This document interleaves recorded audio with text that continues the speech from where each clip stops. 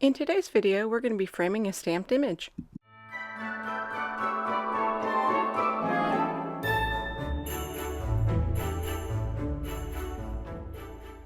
Hey, I'm Stacy. Welcome to my channel. I hope you enjoy and are inspired to create. We're going to go over the supplies first, and then we'll get into making the card. This stamp set from CC Designs. It's Roberto's Christmas. Then we have paper tray ink, Tremendous Treats. We use some sentiments from there, and the mittens stamp. And then we have Lawn Fawn Mini Snowflakes dies. Then we have some Spellbinders banner dies, or any dies would work for banner dies. Paper tray ink, tinsel, and tags. We use the bow die out of there. Paper tray ink, rustic wreath. That's what we frame our images up with. We've got some stitch circle dies.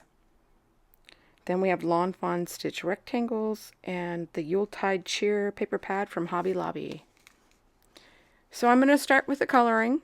I stamped this image on Express It blending cardstock, and I use Memento Tuxedo Black ink, and we're going to color it up with some Copics.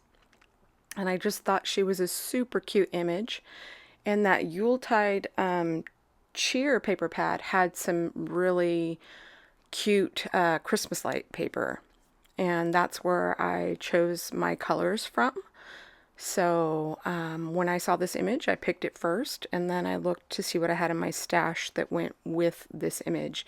And those Christmas lights were perfect. They weren't too large, they weren't too busy, they weren't too small. And then I decided I was going to incorporate those colors into the lights themselves, and as well as her outfit.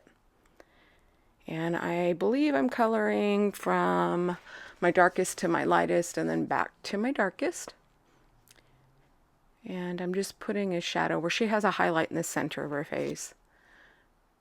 My original thought process was to make a glow around these lights when I saw this image.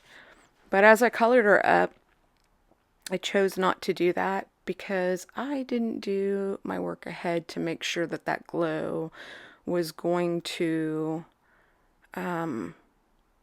highlight over the colors that I use. So I might bring this image back and do a more detailed coloring of it. And if you'd like to see that, let me know, because I like making also night scenes. I could turn it into a night scene with those lights lighting up. So if you'd like to see that, let me know. But that was my original intent, but I pivot it like we all do sometimes when we're crafting. And with the hair, I'm just going in and I'm just flicking the tip of the marker, and I started with my darkest to my lightest, and then I'm going back the other way, and then I use my mid-tone and my darkest to add a little more definition to the strands of hair.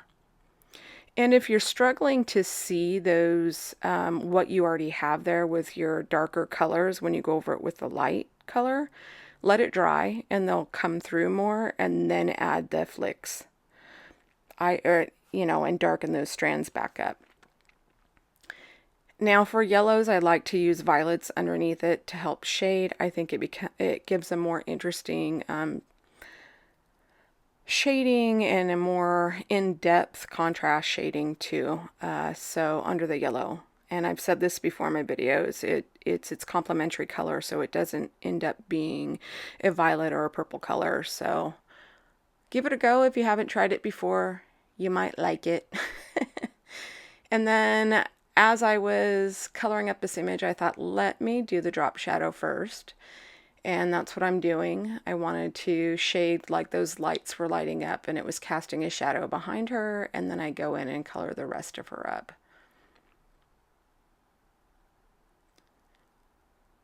And you just go over it. If you want a smoother blend, don't let your markers dry in between when you're shading. If they dry, they're not going to blend as smoothly as they would if the ink is still wet within the paper. And then it starts to work and do the blending itself. Especially if you've got colors that are really close to each other on Copic blending families, they just do all the work. And they do it within the paper fibers themselves.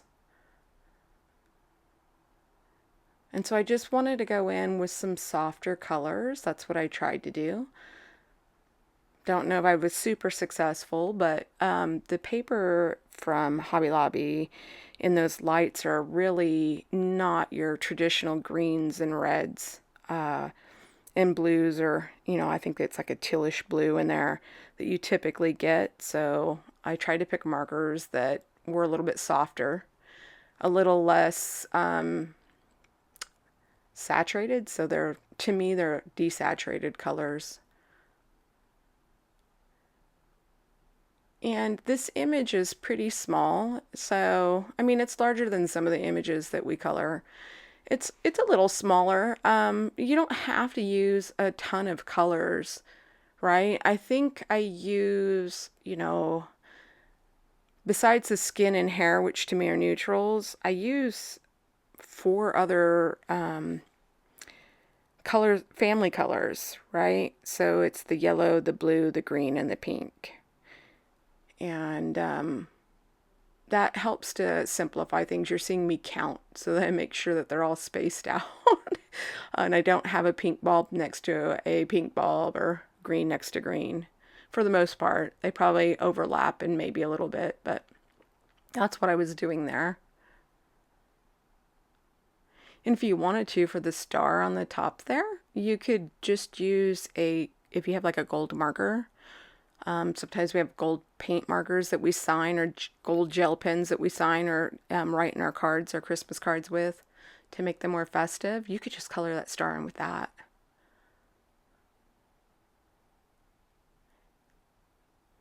And I think I went back in with that teal color and used it a little bit darker to go over, because it just wasn't, it didn't really show up with the really light blue. And then I decided to go work the back shadow again. And here's where I brought in those die cuts from that paper tray ink die. And what I was doing is matching them up so that I could just offset them a tiny bit. And I use that stitch circle die, or use whatever die you have that will fit behind your wreath. That's why I chose those. Oddly enough, the stacking circle, the nesting circle die set I had that has a gazillion dies didn't fit. And there's that paper. And I used this Lawn Fawn Stitch rectangle die because I thought it gave more interest. And that bow, I stacked up multiple of them so that it had some dimension. And then we're using foam tape for some dimension too.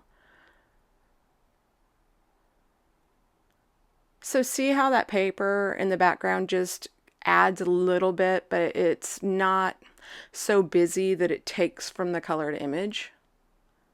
And it's got really light blue snowflakes in it.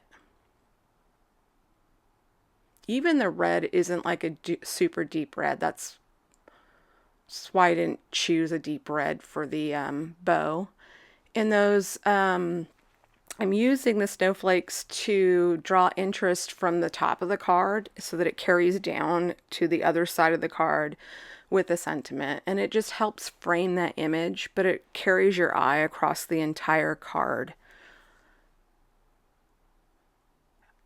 And that, I just picked what I had in my stash. Those are probably some colors from Stampin' Up. And then there's some white glitter cardstock that I get. That's the Pin and Gear brand from Walmart, which I know a lot of us have in our stash.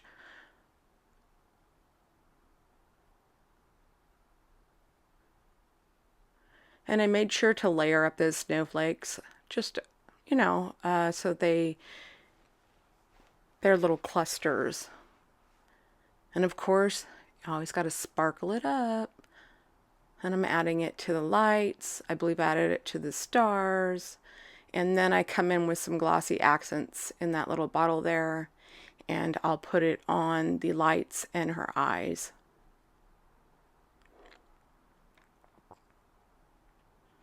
I just think she's such a sweet image. I can't believe I've had this in my stash and haven't colored her up yet. That little precision bottle too I got at Michael's, and I used a coupon. Got him. It was like a 4-pack, and it was super cheap. I've thought about even using those for like other glue instead of having the larger bottle. But that's Glossy Accents I added in there. I'm checking for bubbles. So here's her, and the mittens card I didn't color on camera, but do you see her being cut out of that circle gives a different look. So that wreath frames that image. It doesn't take it away too much. I used some extra snowflakes and a scrap from the cardstock to put in the inside. And then here's the one I did with the mittens, and I popped up those mittens. The pattern paper shows through on the center of the wreaths, but the same thing, they're offset. I didn't use banners on that die cut down below, and I used these snowflakes to frame it up, and I added some gems to add a little more sparkle and interest. And then same thing, scrap and snowflakes on the inside. I hope you guys enjoyed. If you did, please like and subscribe, and I'll see you next time. Bye.